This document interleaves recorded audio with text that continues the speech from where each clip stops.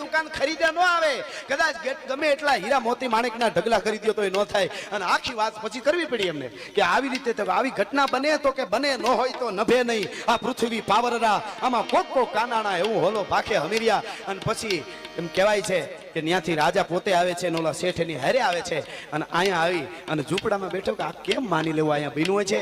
અને આવીને કીધું કે આવું બીજું કડવું જોઈએ. મારી શેઠ કે મારી ભૂલ થઈ ગઈ, મારે એમ થયું કે મને આ રાખી લઉં ને આ રાજા પાસે ઇનામ મેળવી લઉં, પણ આ તો અવળું થયું છે. અને હવે તમે કડવું, ઓલા શેઠે કીધું નહીં દો તો રાજા મને મારી નાખશે.